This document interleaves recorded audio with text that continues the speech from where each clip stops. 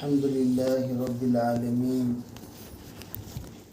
والصلاة والسلام على سيد الأنبياء والمرسلين محمد وآله وأصحابه أجمعين. أما بعد فأعوذ بالله من الشيطان الرجيم. بسم الله الرحمن الرحيم. يا أيها الذين آمنوا اتقوا الله وقولوا قولا سديدا يصلح لكم أعمالكم ويغفر لكم ذنوبكم ومن يطع الله ورسوله فقد فاز فوزا عظيما. اللهم أيدنا بتأييدك اللهم أيدنا بتأييدك اللهم أيدنا بتأييدك یا رب العالمین. محترم معزز بھائیوں، بزرگوں، پردہ نشین محترم خواتین، دینی ماں و بہنوں، اس وقت میں ماشاءاللہ ہمارے گھر میں بہت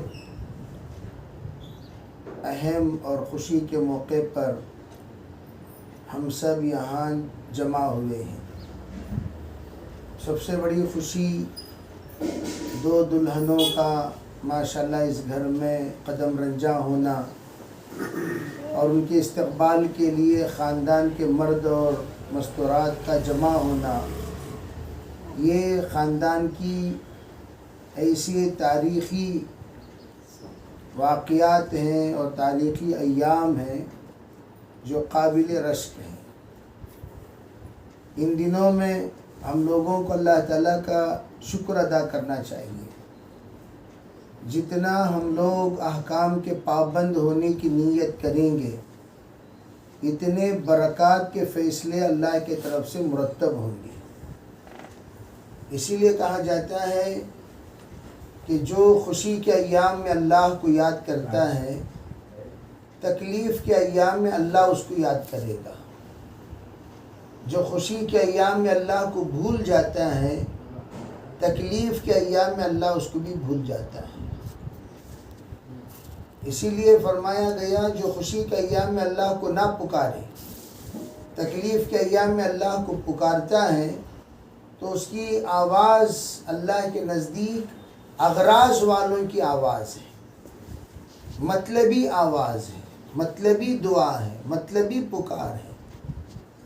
اسی لیے کہا گیا ہے کہ ہم لوگوں کو خوشی میں بھی اللہ کو یاد کریں. اللہ تعالیٰ نے خود عید کے دن اللہ تعالیٰ کی مہمان نوازی کا دن ہے. اس دن بھی فجر معاف نہیں ہے، ظہر معاف نہیں ہے. ہاں البتہ یہ کہہ دیا گیا فجر کی نماز کے بعد عید کی نماز تک کوئی نفل نہیں. اس کی تو چھٹی دی گئی، لیکن یہ چھٹی نہیں دی گئی کہ فجر معاف ہے. اللہ تعالیٰ نے عید کے دن بھی 2 رکعت صلاۃ الشکر پڑھنے کو کہا، تاکہ اللہ تعالیٰ کا ہم شکر گزاری کریں کہ یا اللہ تیرا احسان ہے. 2 رکعت ہم صلاۃ الشکر پڑھ کر 6 زائد تکبیروں کے ساتھ آپ نے جو نعمت ہمیں عطا فرمائی اس نعمت کا ہم قدردانی کرتے ہیں. اور یہ عید، دوسری عید کے دن انسان شادی کا دن محسوس کرتا ہے، اس کے لیے عید کا دن ہے. ہر انسان کے لیے اپنے نکاح کا دن عید کا دن ہوتا ہے، جو دنیا کا اللہ تعالیٰ رشتہ بناتا ہے. اور یہ وہ رشتہ ہے جو اٹوٹ رشتہ ہے، اٹوٹ، یہ ٹوٹے گا نہیں رشتہ. جنت میں بھی یہ رشتہ باقی رہے گا. تمام رشتے، ماں باپ کا رشتہ بچوں سے ٹوٹ جائے گا. یوم یفر المرء من اخیہ وامہ وابیہ وصاحبتہ وبنیہ. لیکن حشر کے میدان میں میاں بیوی کا رشتہ، جنت میں میاں بیوی کا رشتہ باقی رہے گا. اسی لیے علماء فرماتے ہیں، حضرت شیخ فرمایا کرتے تھے جب نکاح میں میں نے قبول کیا کہنے کا وقت آئے، یا اللہ جنت تک کی ذمہ داری قبول کرتا ہوں. جیسا آج میں نکاح کر کے میری دلہن کو لے آیا گھر، اسی طرح انشاءاللہ ایسی زندگی ہم گزاریں گے، ہم اپنے بیگم کو لے جائیں گے جنت. تو تمام یہ نیت کریں کہ جنت تک لے جانے کی ذمہ داری ہم قبول کرتے ہیں. اب جنت تک لے جانے کی ذمہ داری کیسے نبھائیں؟ اس کے لیے اپنے آپ کو مطیع اور فرما بردار بناؤ روز اول سے. دیکھو ایک ہے سکون. عام طور پر لوگ کیا سمجھتے ہیں؟ رزق جب کہا گیا تو لوگ سمجھتے ہیں مال. رزق جب کہا جاتا ہے لوگ سمجھتے ہیں دولت. رزق جب کہا جاتا ہے لوگ کیا سمجھتے ہیں؟ اس کے ذریعے سے ظاہری نعمت. علماء یہ فرماتے رزق کے معنی اللہ کی طرف سے جو کچھ عنایتیں ہیں وہ سب کے سب رزق ہے. صحت بھی ایک رزق ہے، بیوی بھی ایک رزق ہے. اس لیے حدیث پاک میں فرمایا خیر متاع الدنیا المرأة الصالحہ. دنیا میں سب سے دنیا خود ایک عارضی چیز ہے. الدنیا کلھا متاع، عارضی استعمال کرنے کی چیز. لیکن ان عارضی استعمال کرنے کی چیز میں سب سے زیادہ بہترین کون سی چیز ہے؟ فرمایا وہ ہے نیک صالح بیوی. اسی لیے ربنا آتنا فی الدنیا حسنہ جو ہم دعا کرتے ہیں، یہ دعا تو سب کو یاد ہے، مردوں کو بھی یاد ہے، عورتوں کو بھی یاد ہے. ربنا آتنا فی الدنیا حسنہ. یہ جو فی الدنیا حسنہ ہے، یہ فی الدنیا حسنہ کے 27 معنی ہیں. اس میں جو یہ دعا کرے گا اس کی ضرورت اور اس کی حاجت کے مطابق اللہ تعالیٰ اس دعا کو ڈھال دیں گے. یہ دعا کروٹ بدل لے گی. یہ دعا کا معنی، یہ دعا کا مفہوم اس کی حاجت کے اعتبار سے بدل جائے گا. پڑھنے والا طالب علم دعا کر رہا ہے تو اس سے مراد علم. بیمار انسان دعا کر رہا ہے اس کے مراد صحت. مقروض انسان دعا کر رہا ہے اس کے مراد اللہ کی طرف سے قرض کی ادائیگی. بے اولاد دعا کر رہا ہے اس سے مراد اللہ تعالیٰ کی طرف سے اولاد کی دعا. اگر کوئی اولاد کی تربیت کے لیے دعا کر رہا ہے اس سے مراد اللہ تعالیٰ سے مانگ رہا ہے کہ اللہ تو میری اولاد کو نیک صالح بنا دے. بغیر بیوی والا دعا کر رہا ہے نیک صالح بیوی. بغیر شوہر والی دعا کر رہی ہے نیک صالح شوہر. شادی شدہ دعا کر رہے ہیں نیک صالح زندگی. جو دعا کر رہے ہیں وہ دعا کے مطابق اللہ تعالیٰ اس دعا کا رنگ بدل دیتا ہے. اسی لیے حجر اسود تک جب ہم رکن یمانی سے حجر اسود کی طرف جائیں گے طواف میں تو ہمیں اسی دعا کرنے کو مسنون قرار دیا گیا. ربنا آتنا فی الدنیا حسنہ وفی الآخرۃ حسنۃ وقنا عذاب النار. تو اس دعا کا اہتمام کریں اور روز اول سے اطاعت کی نیت، قناعت کی نیت، سادی زندگی گزارنے کی نیت. میں ہمیشہ کہا کرتا ہوں ہمیشہ لوگوں سے بھائی جتنا پیٹ ہے اتنا ہی کھانا ہے. مالدار بھی اتنا ہی کھائے گا، غریب بھی اتنا ہی کھائے گا. ہاں میں بہت بڑا کروڑپتی بول کر گئے انہیں پیٹ کے ساتھ ٹینک لگا لیتا ہے کیا الگ سے ٹینک. کیوں بھائی؟ اس لیے کہ میرا پیٹ چھوٹا ہے، چلو الگ سے ایک ٹینک لگا لو، ٹینک بھرنے میں آسانی ہوگی. غریب اور امیر دونوں کے کپڑے کا سائز ایک ہوتا ہے. غریب کا بھی اور امیر کا بھی کپڑے کا سائز ایک ہی ہوتا ہے. کوالٹی البتہ بدل سکتی ہے، کوانٹیٹی نہیں بدل سکتی. مقدار اتنا ہی رہے گا. ہاں البتہ اس کا معیار بدل سکتا ہے، مقدار نہیں بدل سکتا. اسی طریقے سے جتنا ہمارا بدن اتنی ہی سونے کی جگہ، جس کو کہا گیا جتنی ہماری خبر اتنی ہماری سونے کا بستر. جتنی ہماری خبر اتنی ہمارے سونے کا. اگر آپ 100 بیڈ روم کے بھی گھر میں رہیں تو سوئیں گے اتنی جگہ پر جتنی تمہاری خبر ہے. ہر بیڈ روم میں 5-5 منٹ سوتی ہیں کیا؟ 100 بیڈ روم ہے تو ہر بیڈ روم میں 5-5 منٹ سوئیں گے؟ جلدی مر جائے گا ایسا سونے والا. 5 منٹ کی نیند کہاں ہوتی ہے؟ اطمینان کے ساتھ ایک جگہ میں ایک آدمی سو رہا ہے تو جتنی اس کی قبر ہے اتنی جگہ سوئے گا. یہ اللہ تعالیٰ دنیا میں بتا رہے ہیں اتنی زیادہ ہرس مت کرو کہ آدمی ہرس کرتے کرتے کرتے کرتے کہ اپنے آپ کو اسی کے پیچھے لگا دے. روٹی کپڑا اور مکان جیون کے ہیں 3 نشان. اس لیے تمام اس وقت نیت کریں، ارادے فرمائیں. ابھی حال میں کسی نے کہا ہے کہ اس وقت ہندوستان میں مسلمانوں کے روٹی پر، مسلمانوں کے کپڑے پر، مسلمانوں کے مکان پر حالات لانے کا لوگوں نے گندا ارادہ کیا ہے. لیکن روٹی کپڑا مکان کا مالک تو اللہ ہے.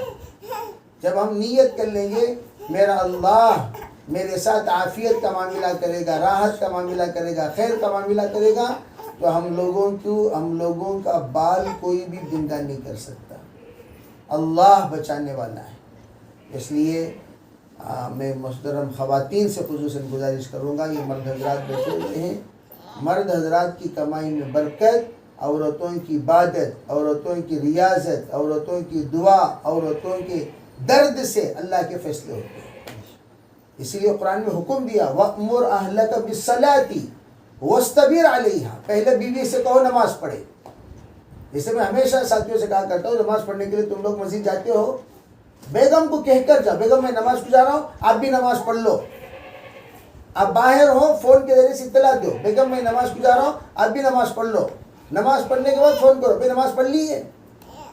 اور آج کل یہ تذکیر کا سلسلہ یہ ختم ہو گیا. خالی کیا کھانا بنائے، کیا چاکنا بنائے، کیا سالن بنائے، کھانا بن گیا کہ نہیں بنا، خالی کھانے کی فکر، نماز کی کوئی فکر ہی نہیں. تو ہم ان کی فکر کریں، یہ ذمہ داری ہے ہماری. تو پھر کیا ہوگا وَأْمُرْ أَهْلَكَ بِالصَّلَاةِ وَاسْتَبِرْ عَلَيْهَا لَا نَسْأَلُكَ رِزْقًا نَحْنُ نَرْزُقُكَ لَا نَسْأَلُكَ رِزْقًا نَحْنُ نَرْزُقُكَ. اللہ تعالیٰ کی طرف سے کوئی مطالبہ نہیں رہے گا. اللہ تعالیٰ دیتا رہے گا، دیتا رہے گا، دیتا رہے گا. گویا برکتوں کے دروازے کھل جائیں گے انشاءاللہ. صرف مستورات کی عبادت اور اطاعت برکتوں کے دروازے کھولنے کا سبب ہے. اور یہ ایک بات دل میں رکھ لینا ہمیشہ، جو بھی کائنات میں ہو رہا ہے ہوگا یہ سب اللہ کی طرف سے ہو رہا ہے، اللہ ہی سے ہوگا. اس کے لیے ہمارا اکابر فرماتے ہیں صرف اپنے دل میں اللہ کو بسانے کی نیت کرو، اللہ کو بسانے کی نیت کرو. ہمارے اسلاف جو ذکر کراتے ہیں وہ ذکر کیوں کراتے ہیں؟ بے اللہ ہی سے ہوتا ہے. لا الہ الا اللہ، لا الہ میں کہا جاتا ہے لا میں دل کے اندر سے تمام غیر اللہ کو نکالو، صرف اللہ کو بساؤ. یہ لا الہ الا اللہ ہے. اور الا اللہ کے ذریعے سے صرف اللہ ہی اللہ کو دل کے اندر بسایا کرو. اور اللہ کیا چیز ہے؟ فرمایا اس وقت تک قیامت قائم نہیں ہوگی جب تک کہ لوگوں کی زبان پر یہ ورد جاری نہ رہے. حضرت شیخ الحدیث زکریا صاحب رحمۃ اللہ فرمایا کرتے تھے اس کے مختلف معنی ہیں. اس معنی میں ایک معنی مشائخ چشتی نے جو نکالا وہ کیا ہے؟ وہ یہ ہے کہ اللہ کا ورد کائنات میں جہاں بھی جاری رہے گا اللہ علامات کے قیامت کو دور کرتا چلا جائے گا. اور پھر اسی تسبیح کو اللہ کو ایک اور اعتبار سے اللہ پڑھا گیا ہے تو اس کا ورد بھی آخر میں کرتے ہیں تاکہ اللہ کا جو اقوال ہیں علماء ان کے مطابق بھی ورد ہو جائے اور اللہ کا بھی ورد ہو جائے. تو انشاءاللہ وہ ورد ہم بھی کریں گے انشاءاللہ اپنے گھر میں تاکہ اللہ تعالیٰ خیر و عافیت کا فیصلہ فرمائے. اور یہ زندگی بھر کا ایک ذکر، زندگی بھر کا عمل. جیسے نماز پابندی سے ہم پڑھتے ہیں، پابندی سے گھر میں تعلیم بھی کریں، پابندی سے گھر میں تلاوت بھی کریں، خالی ذکر کر لے کر بیٹھ جانا نہیں. اس لیے میں ہمیشہ کہا کرتا ہوں بھائی وہ شیخ کامل شیخ ہوتا ہے جو تینوں شعبوں کو لے کر چلتا ہے. دعوت بھی لے کر چلے، تعلیم بھی لے کر چلے، تربیت بھی لے کر چلے، تزکیہ بھی لے کر چلے. خالی دعوت تربیت نہیں، تعلیم نہیں تو صرف دعوت کیا ہوگی بھائی؟ خالی تعلیم دعوت بھی نہیں، تربیت بھی نہیں، صرف تزکیہ تعلیم بھی نہیں، دعوت بھی نہیں، سب ناقص ہو جائے گا. تینوں شعبے اسلام کے شعبے ہیں. تینوں شعبے جناب رسول اللہ صلی اللہ علیہ وسلم کے مقصد بعثت ہیں. يعلمهم الكتاب والحکمہ ويزکیہم بعثت معلما بعثت مبلغا. اللہ کے رسول علیہ السلام کی تینوں ذمہ داریاں ہیں. تو تینوں ذمہ داری آپ نے نبھائی تو ہم بھی انشاءاللہ نبھائیں گے. تو نیت کریں گے انشاءاللہ. اس کے لیے ذکر کے وقت میں دل کو ہم لوگ اللہ کی طرف متوجہ کرتے ہوئے یہ نیت کرے اللہ کائنات میں جو بھی ہو رہا ہے جو بھی ہوگا وہ صرف تجھ سے ہوگا, صرف تجھے دل میں بسانے کے لیے ہم ذکر کر رہے ہیں. اللہ دل میں بس جائے تو غیر اللہ خود بخود دل سے نکل جائے.